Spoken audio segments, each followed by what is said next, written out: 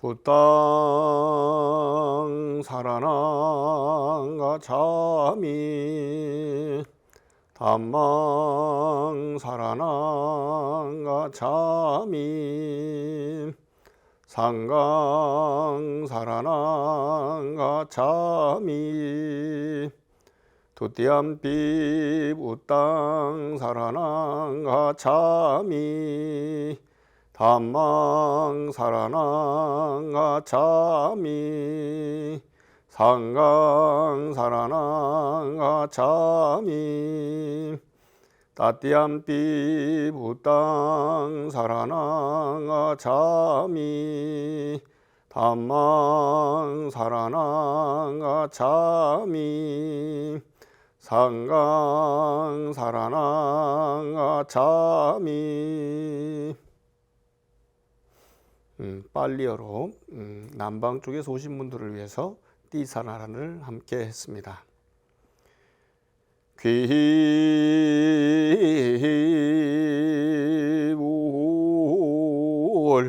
양족전 귀법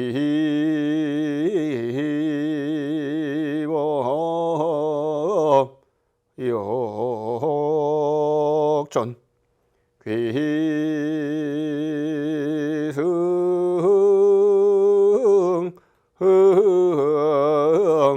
중중전. 네, 한문으로 된 삼기인데요. 한글로 또 하겠습니다. 거룩한 무처님께 귀의합니다. 거룩한 가르침에 귀의합니다. 거룩한 스님들께 귀의합니다. 예. 오늘도 여러분과 함께 부처님 나라를 향해서 성큼성큼 걸어가자고 간곡하게 호소하면서 부처님 공부하는 방법을 일러드리겠습니다. 이제 정말로 가을의 끝을 지나서 이제 곧 있으면 겨울이 올 것 같습니다. 겨울은 우리나라에서는 사계절이 뚜렷하게 있어서 봄, 따뜻한 봄, 또 곡식거리를 뿌리는, 심는 그런 봄에 또 비 잘 맞아서 자라는 여름, 그리고 햇빛을 또 바람을 잘 쐬어서 익어가는 가을, 그리고 추위를 견디면서 그냥 쉬어주거나 아니면 땅속에 들어있는 씨앗들이 또 그 안에서 내년에 꿈을 피는, 꿈을 꾸는 그런 계절이 되기도 합니다. 트리나 포올로스의 소설 꽃들에게 희망을이라는 글이 있습니다. 옛날 뭐 재미난 이야기죠.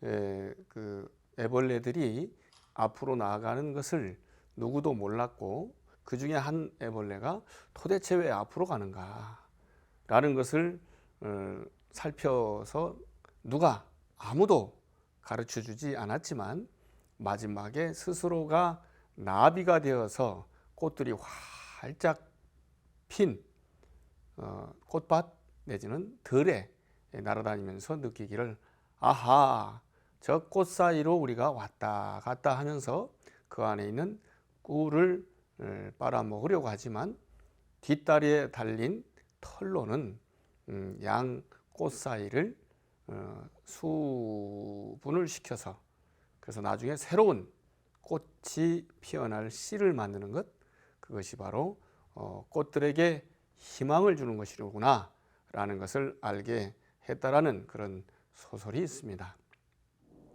마찬가지로 우리들이 이렇게 여러분과 함께 제가 만나는 것도 어쩌면 우리의 애벌레가 나비가 되어서 꽃들 사이로 자기가 필요해서 꿀을 빨아먹는 듯 하지만 그것이 바로 꽃들에게 희망을 주는 것이듯 우리들의 수행의 삶, 마음 닦는 삶이 보다 더 좋은 곳으로 작용되는 그런 것을 기대하는 꿈꾸는 시간이라고 생각하면 좋겠습니다. 제가 오늘은 두 번에 걸쳐서 마음 내어 닦으라 라고 하는 이야기를 하려고 합니다. 첫 번째는 마음 내어 닦으라 라고 하는 것이 발심 수행이라고 해서 옛날 우리 통일 신라 시대 그때의 스님이신 원효 대사라는 분이 있습니다. 으뜸 새벽이라고 우리가 이야기할 수 있겠습니다. 그래서 그 원효 스님에 관해서 말씀을 드리려고 합니다. 그런데 그 원효 스님이 엄청나게 훌륭하시고 지은 책도 많고 그래서 한두 마디로 한두 시간 안에 다 이야기할 수는 없습니다. 그런데 그 분에 관한 말씀을 쭉 이어가면서 제가 현재 21세기의 한국 불교 태고종이라는 종단의 소속 승려여서 그 태고종이라는 종단과도 비교를 해서 여러분과 함께 말씀을 드리려고 합니다. 제목은 마음 내어 닦으라 발심 수행이라고 하겠습니다. 저도 마찬가지고 또 우리 원효 스님도 마찬가지고 부처의 가르침을 믿고 따르는 또 그 수행법을 실천하는 그런 불자의 한 사람입니다. 불자는 부처님의 아들, 부처님의 씨앗 이런 의미가 담겨 있습니다. 그리고 우리는 종교라고 하는 의미에서 봤을 때는 불교라는 종교의 신행자 또는 수행자입니다. 불교라는 것은 종교 가운데 하나입니다. 그런데 사실은 이런 분류는 어떤 공부하는 사람들이 또 주류가 된 사람들이 의도적으로 분류한 것입니다. 그냥 분류하면 좋지만 자기들 나름대로 규정을 하고 그 규정에 따라서 순위를 정해서 규정을 할 수밖에 없습니다. 자기들 나름대로 볼 수밖에 없으니까요. 그래서 불교 그러면 부디즘이라고 흔히 이해하실 겁니다만은 그것은 신학을 예를 들면 갓디즘이라고 하지 않고 디비니티라고 하는 그런 규정, 개념 이렇게 설명을 하고서 다른 종교는 이즘을 붙여가지고 그저 사상, 주의 이 정도로 구분해버리는 그런 차별적인 그런 관념 속에서 만들어진 단어입니다. 그래서 우리가 보통 종교라고 할 때 릴리전이라는 영어를 마루종자 가르칠 교자 종교라고 옮겨서 쓰고 있습니다. 그런데 릴리전이란 말은 우리 유일신 절대자를 존중하고 따르는 사람들이 만든 용어가 릴리전입니다. 그 릴리전은 다시 연결한다 하는 의미에서 떨어져 버린 절대자 유일신과의 관계를 그분의 독생자라고 주장하고 있는 지저스 크라이스트 예수님을 말미암아서 다시 연결한다 라는 것이 릴리전입니다. 그런데 그 서세 동점의 시기 1400년대를 넘어서 1500년대, 1600년대, 1700년대에 서양의 사상이 또 서양의 문물이 동양으로 오면서 그 당시 조금 다른 데보다 빨리 개방을 서두른 그런 나라가 이제 일본이었지 않습니까? 일본의 학자들이 찾아낸 또는 만들어낸 또는 적용시킨 단어가 종교라는 말입니다. 릴리전을 바로 종교라고 옮긴 것은 지금 생각하는 으뜸 가는 가르침, 최고 가는 가르침, 진리 이런 의미가 아니고 예수님을 통해서만 천국에 간다고 하는 어떤 종파, 즉 기독교 종파, 기독종 또는 야소종의 가르침을 종교라고 했던 것입니다.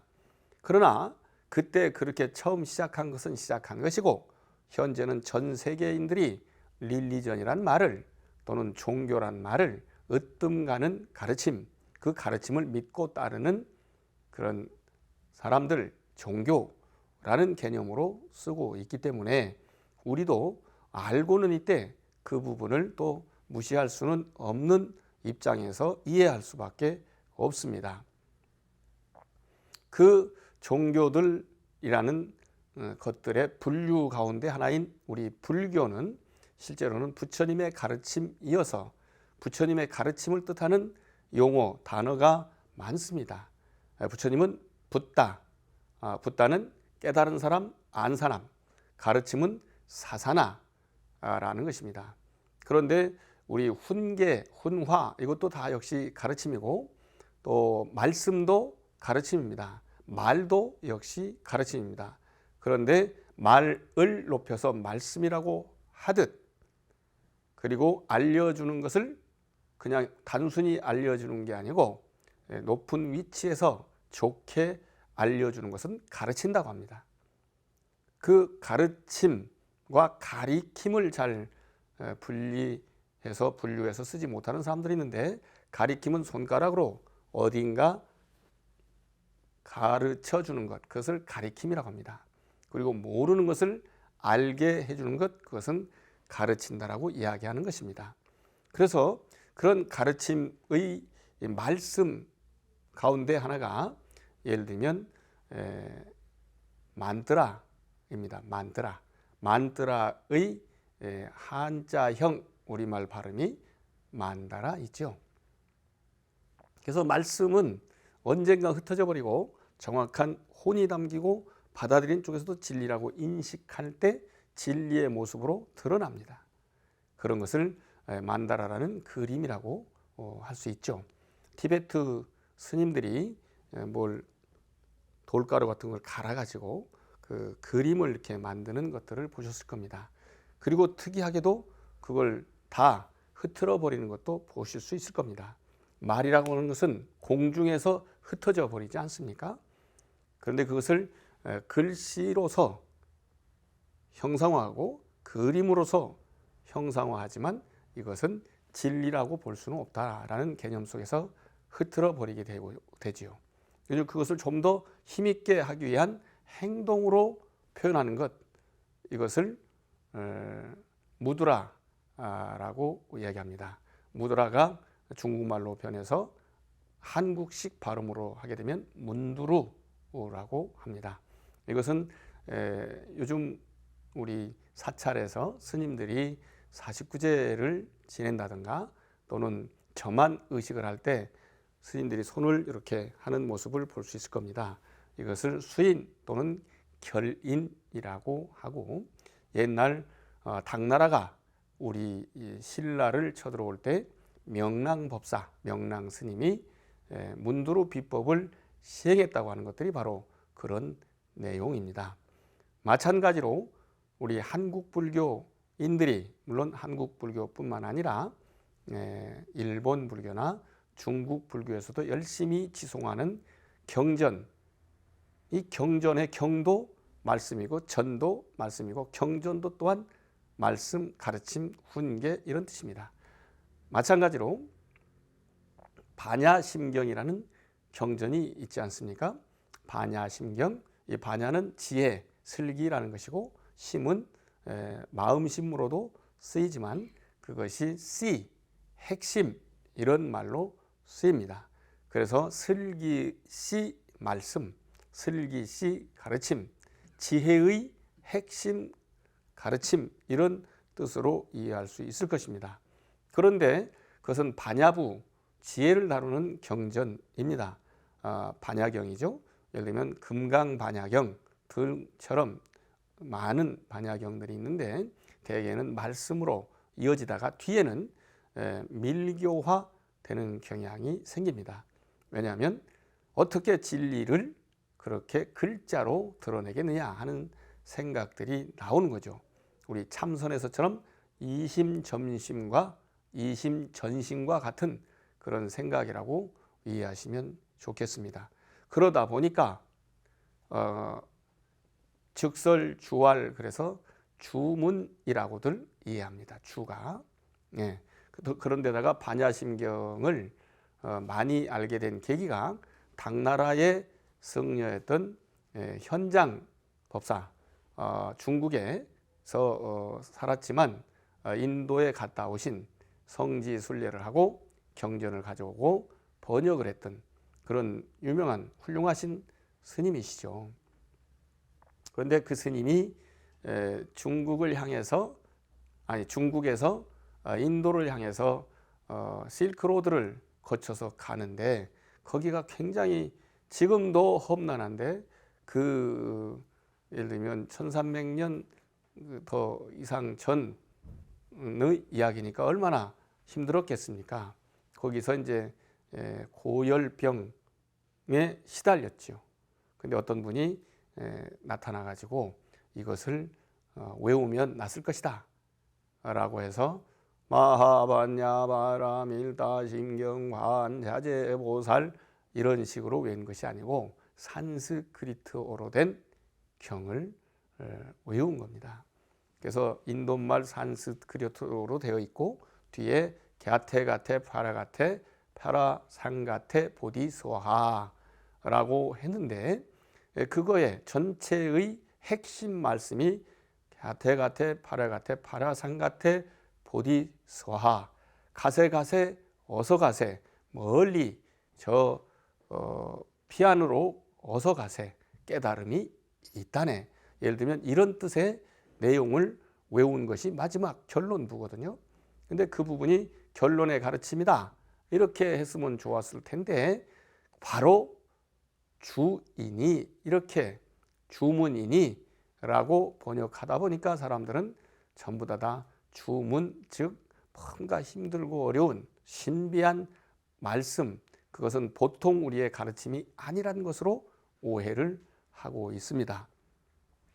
아무튼 간에 그 주라는 말도 아까 말씀드린 만드라, 이것도 가르침이라는 뜻입니다. 그래서 우리는 부처님의 바른 가르침을 배우고 익혀서 나누는, 전하는 그런 불자라는 것을 생각하시면 좋겠습니다. 여러분들도 이전부터 인연이 있었거나 저와 이런 다문화 텔레비전을 통해서 그 설법을 통해서 인연을 맺거나 아니면 여기서 그냥 그냥 그런가 보다 하고 들었다가 뒤에 가슴에 남아서 여러분들이 불자가 되거나 그런 인연이 되겠죠. 그래서 우리는 부처님의 가르침은 여러 가지 뜻이 있다, 용어가 있다라고 이해하시면 좋겠습니다. 그 중에 하나가 붓다 사사나입니다. 그리고 우리 불교는 수행자가 깨닫는 종교입니다. 수행자가 깨닫는 종교입니다. 우리 부처님 고타마 시타르타가 19살에 혼인을 하고 29살에 아기를 낳았다고 합니다. 그리고 아기 낳자마자 출가를 했다고 합니다. 출가해서 6년 동안 수행해가지고 깨달음을 얻었다고 합니다. 첫 번째는 선정삼매를 닦아서 아주 높은 경지에까지 이르렀지만 번뇌를 완전히 없애버리지는 못했다는 겁니다. 그래서 혹시 다른 데 뭐가 있지 않겠나 싶어가지고 다른 수행자들이 하는 방법 중에 하나인 고행을 했다고 합니다. 고행이 너무너무 심해서 보름에 겨자씨 하나알 같은 작은 씨알을 먹고 물도 안 마시고 버텼다고 그러죠. 그때의 모습들이 그려져 있는 것들은 대개 살이 완전히 말라 비틀어지고 창자가 거의 없어져서 뱃가죽이 등가죽과 서로 달라붙었다. 얼굴이고 몸이고 어디고 뼈만 앙상했다.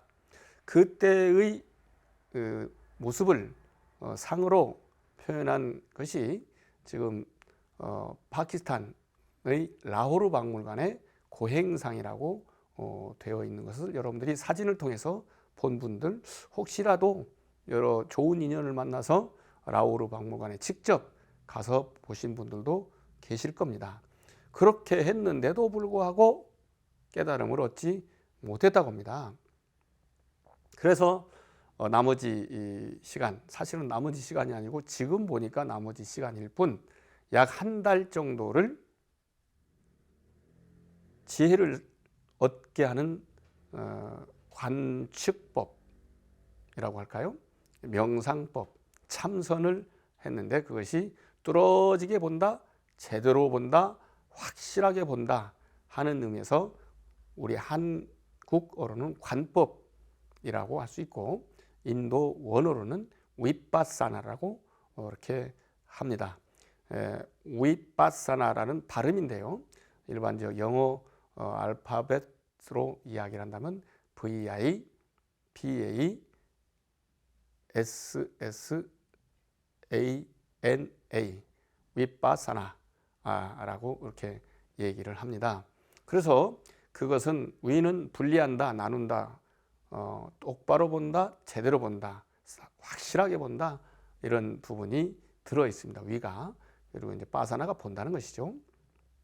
그래서 그 본다는 게 과연 무엇이냐라고 한다면, 우리의 몸이 눈, 귀, 코, 혀, 그리고 몸, 그리고 생각을 하는 마음, 눈, 귀, 코, 혀, 몸, 마음이 6가지 감각 그리고 지각기관입니다.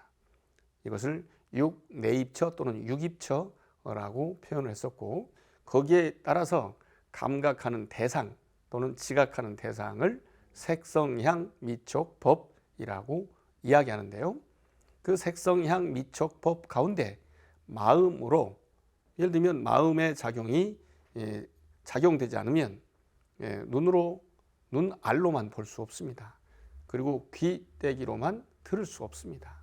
그 모든 감각 작용을 마음이라고 요즘 표현할 수도 있고, 뇌라고 볼 수도 있고, 또는 신경작용이라고도 볼 수 있겠죠.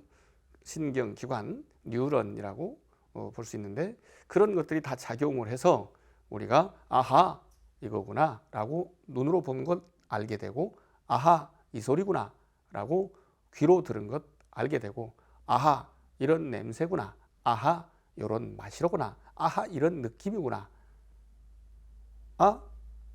이런 것들이 다 뭘로 됩니까? 마음으로 생각해서 알게 되는 것이죠. 그래서 일체유심조라는 말이 나오게 되는 것인데, 어쨌든 그걸 통해서 마음의 그 발생하고 변화하고 또 쓰러지고 이루어지는 과정들을 그렇게 알게 되었다고 합니다.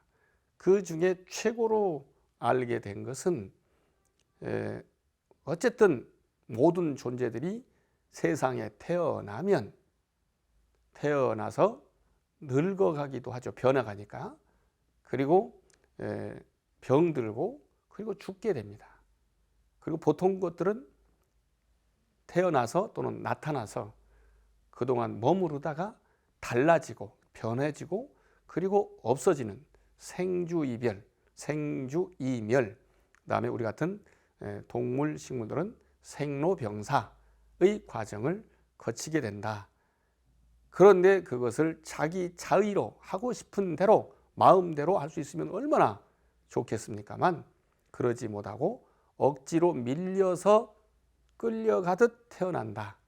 그렇게 태어나는 것을 우리는 삼사라 윤회라고 얘기하고, 도돌이삼, 되돌이삼 이렇게 표현할 수 있을 것입니다. 그래서 그런 과정을 자세히 살펴보니까 좋은 것은 내가 가지려고 하는, 싫은 것은 내가 절대로 안 가지려고 하는, 그래서 좋은 것이라면 오래 갖고 싶어 하는, 그래서 그것을 요계, 좋은 것을 가지려고 하는 거죠. 유예, 이왕이면 더 있게 하는 거죠. 싫은 것은 안 가지려고 하고 없어지게 하려고 하죠. 무유회라는 그런 것을 완전히 없앴더니 아하, 윤회가 없어진다는 것을 알게 됐습니다. 나는 다시는 태어나는 그런 것이 없게 하겠다. 그런데 다시는 안 태어날 것 같다. 라는 것을 확실하게 알게 된 것입니다. 이것이 이웃 종교에서는 예를 들면 절대자 유일신, 또 하나님이라고도 하고 하느님이라고도 하는데, 우리 한국인들은 하나님과 하느님의 뜻을 분명하게 알 수 있습니다. 그분을 받아들이기 위해서는 내 안에 어떤 티끌 같은 내 생각도 있으면 안 된다. 그래서 어느 목사님께서 말씀하시기를, 나를 완전히 싹 비워내야만 그분을 온전하게 받아들일 수 있다고 이야기를 합니다. 우리 불교의 표현으로 이야기한다면, 내가 갖고자 하고 오래 있고자 하고 싹 없어지고자 하는 그런 마음을, 번뇌를 완전히 없애버리면 나는 윤회하지 않고 열반한다. 완전한 지속이 가능한 그런 즐거움, 행복을 얻을 수 있다. 그런 얘기입니다. 그것이 불교라고 하는 것이고, 불교의 수행자인 고타마 시타르타께서, 첫 번째 수행자죠, 께서 그 한 달 만에 깨달았다는 것이 바로 그런 내용이라고 합니다. 그렇기 때문에 지금 혹시 지금까지 불교를 몰랐다 할지라도 우리 시타르타, 고타마 시타르타, 샤카무니, 붓다처럼 우리가 만일 할 수 있다면 우리도 또한 똑같이 그렇게 할 수 있다라고 경전에서 누누이 말씀하십니다. 어떤 경전에서는 7년이면 가능하다. 또 거기에 7개월이면 가능하다. 아니 70일이면 가능하다. 아니 1회 7일이면, 일주일이면 가능하다라고 이야기를 하십니다. 여러분들도 세상에서 살아가기 너무너무 힘들고 바쁘시겠지만 평생 동안에 일주일 정도를 시간을 못 낸다면 내 인생이 좀 아까운 것이죠. 그래서 여러분들도 자신감을 얻으시고 희망을 가지시고 불교 수행하는 것을 관심을 가져보시면 좋겠습니다. 이렇게 이미 수행자, 붓다 같은 수행자가 깨닫게 하는 종교요, 저희 같은, 또 여러분과 같은 수행자가 수행해서 깨닫게 하는 종교입니다. 깨닫는 것은 내 안에 있는 흔들리고 또 헷갈리고 그리고 욕심내고 성질내고 이거 뭔지 모르겠다 라고 하는 것들이 싹 없어지게 한다, 그런 얘기입니다.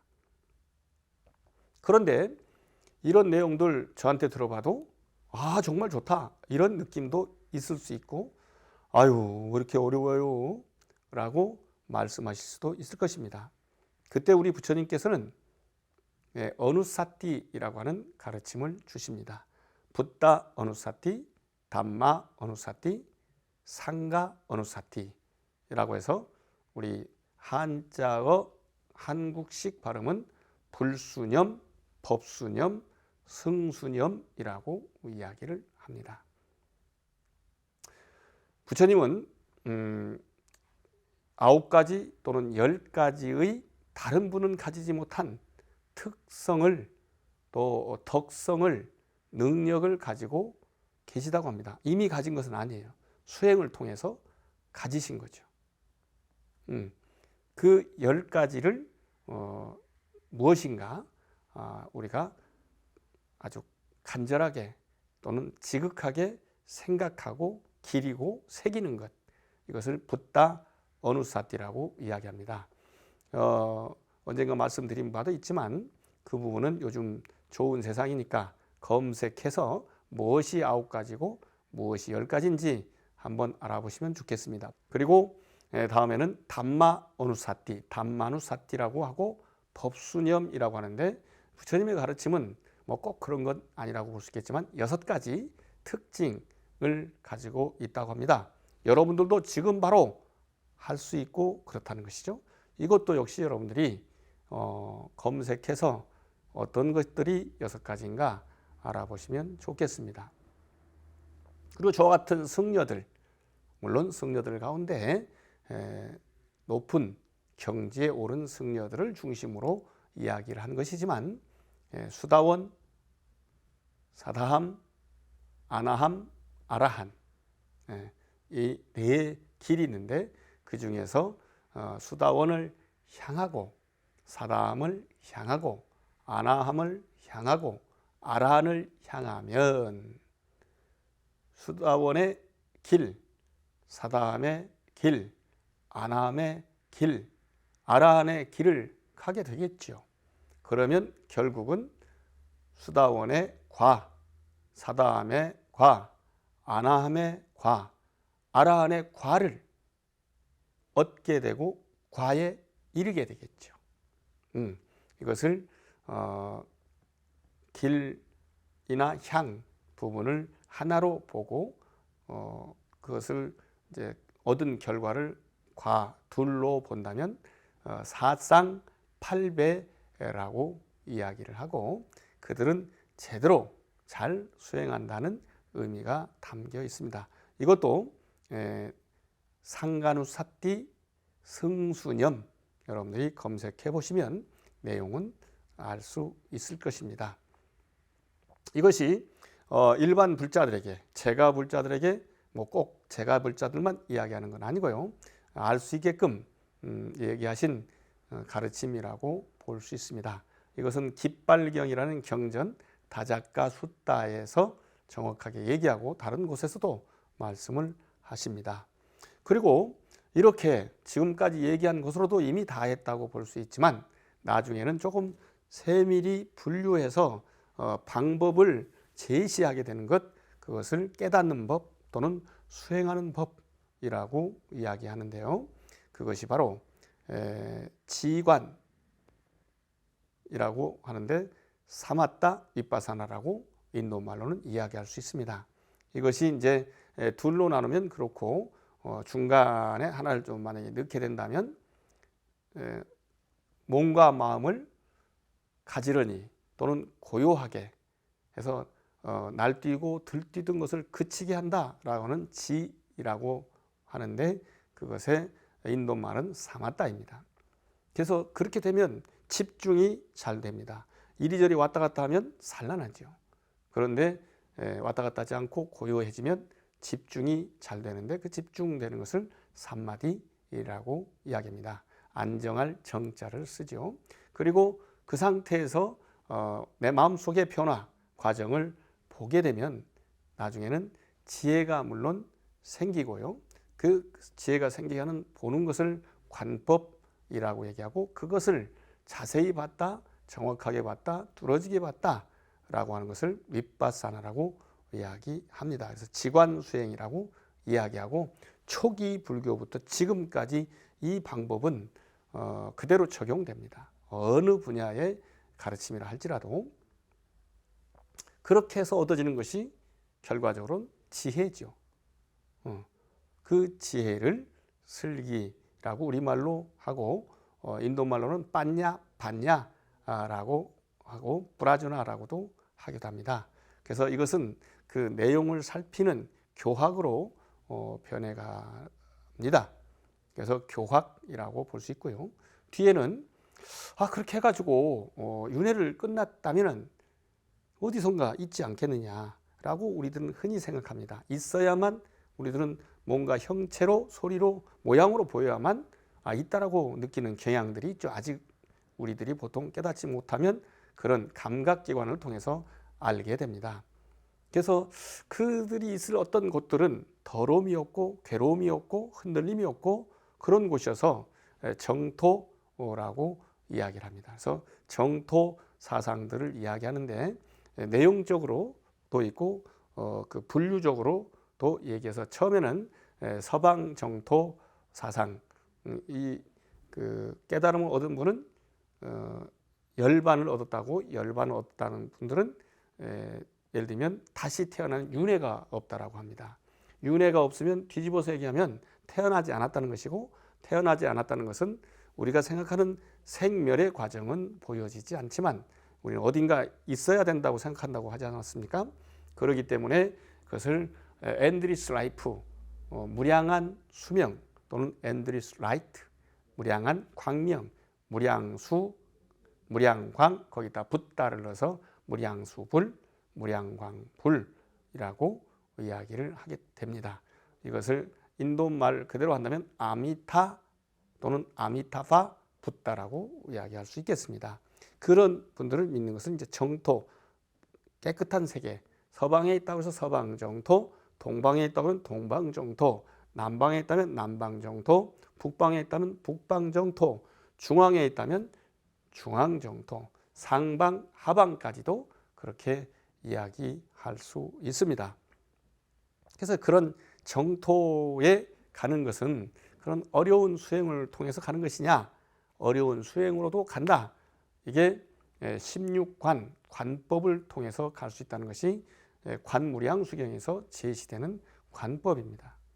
그런데 그것뿐만이 아니고 우리가 붓다누스타티에서처럼 그렇게 생멸이 없는, 그래서 엔드리스 라이프인 그 붓다의 명호를 새기면서 그분의 특성을 간절히 새긴다면 나도 그렇게 되지 않겠냐, 또는 거기에 태어나지 않겠냐라고 하는 것이 왕생정토 극락의 개념입니다. 그래서 나무아미타불을 자꾸 외우는 것, 이것이 실제로는 염불이 생각염자, 주의 집중염자였는데 지금은 소리 내는 것으로들 생각하고 있습니다.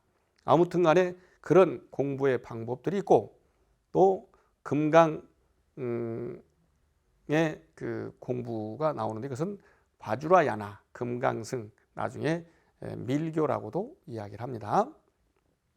그리고 당연히 아까 사마타 사마디 위파사나가 부처님의 깨닫는 방식입니다.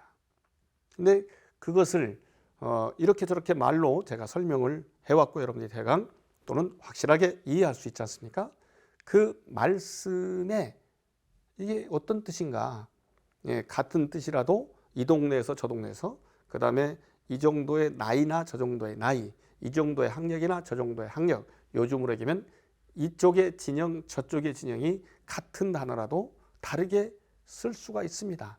그러나 두 사람이 똑같은 자리에서 똑같은 생각으로 쓴다면 서로가 소통이 되고 합일된 그런 언어를 쓸 수가 있겠죠.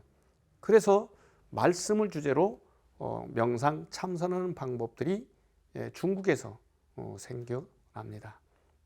그것이 초기에는 양나라 때부터 쭉 진행돼 가지고 당송시대에 많이 확정되고 발전됐다라고 이야기하고, 그것이 우리 당나라 시대에도 우리 한국과 연결이 되고, 송나라도 마찬가지고, 그 뒤에도 원명, 청 다 우리하고 연결을 해서 우리 스님들도 유학을 통해서 또 수행 정진을 통해서 그것을 이어받기도 하고, 여기서 깨달았지만 확실하게 누군가가 알려줘야 아는 경향들이 있어 보입니다. 그래서 인가를 받기도 하고는 그런 일들이 생기는 것, 이것을 볼관자 말씀화자, 또 말씀화자 머리두자, 화두 간화선이라고 이야기합니다. 그건 옛날 얘기고요. 요즘 21세기에는 어떤 일까지 생기느냐면, 이 모든 것들이 부처님이 깨달음을 얻기 전 수행자이던 시절, 이것을 6년간을 보살행위라고 하는데 조금 더 많이 소급시켜서 오랜 세월 동안 하는 행위, 이것을 깨달았지만 중생이다 또는 깨달으려고 하는 중생이다 라고 하는 이름을 보디사따 또는 보디사또아라고 이야기합니다. 그때의 행동, 그때의 실천, 그때의 활동을 우리는 보살행이라고 이야기합니다. 그 보살행이 대개는 상대에게 지혜를 주려고 하고 상대에게 사랑을 주려고 하고 상대에게 배려하는 행위들을 하게 되거든요. 그것이 이제 보살행위인데 요즘 말로 얘기하면 서비스, 봉사라고 이야기할 수 있겠죠. 그래서 요즘은 그런 것들이 많이 되고 있습니다. 그리고 이제 이렇게 머리카락을 깎고 집을 떠나서 산 속에 또는 절에서 수행하는 수행자들만 수행이 가능한 것이냐? 또 그렇지는 않다. 누구라도 어디에서라도 어떤 신분으로라도 할 수 있다. 이것이 제가 불교가 또 발생하고 발전하고 요즘은 정말로 머리카락을 깎지 않고도 수행해서 높은 경지에 오른 사람들이 많이 있습니다. 물론 우리 한국 사회도 그렇고 인도의 위마라키르티, 유마일, 유마거사라든가 중국의 방거사라든가 우리 한국에도 예를 들면 근래에도 백봉거사라고 하는 분이 아주 훌륭한 분이 계셨습니다. 물론 고려 말에 이자연 거사라든가 신라의 스님이었는데 본인이 스스로 소송거사라고 또는 복성거사라고 해서 거사 이름을 갖고 수행하던 사람들이 있었습니다. 복성거사, 소송거사는 제가 2시간에 걸쳐서 제가 말씀드리는 원효대사의 별명이기도 합니다. 그래서 그런 제가자들의 공부 수행도 있고요. 이것들이 붓다의 가르침이 꼭 화려한 꽃과 같다라고 하는 게 법화입니다. 대승교 불교 경전의 최고봉이라고 볼 수 있는 경전이 법화경, 화엄경 등 많이 있습니다만 그 중에 하나가 이제 법화경입니다. 그 법화의 수행 방식이 있고요. 그리고 안개꽃, 이 작은 꽃으로도 아름다운 장미 백합을 꾸미지 않습니까? 그래서 장미 백합을 더 멋지게 하는 작은 꽃 플러스 많은 꽃들을 가르침으로 형상화한 것, 이것을 화엄이라고 볼 수 있습니다. 그런데 이런 가르침도 스텝 바이 스텝으로 서서히 계단별로 수준별로 레벨별로 그레이드가 업되는 것이냐 아니면 일시에 탁 되는 것이냐 이것에 대한 생각들이 있습니다. 이것이 돈오와 돈수 점오 점수 이런 이야기들을 합니다. 이제 그런 이야기들도 있고 그것보다 더 멋진 것도 있어요. 이렇게 수행하는 건 누구나 다 중생이었다, 어리석었다, 시원찮다, 못났다 라고 생각을 하는데 아니다. 원래부터 괜찮았는데 그것이 뭔가 먼지에 덮여 있었을 뿐이다. 이것이 본래 성불이라고 이야기를 하기도 합니다.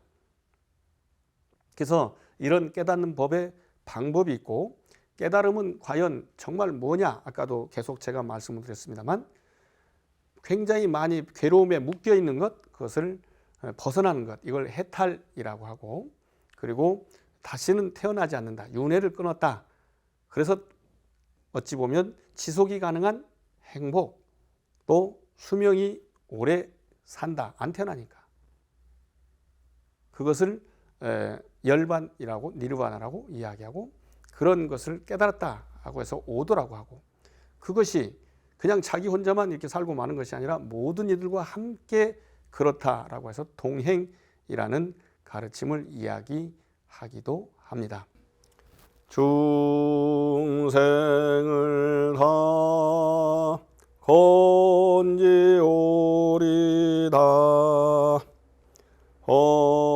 번뇌를 더 끊으리다 법문을 다 배우리다 불도를 더 이루리다.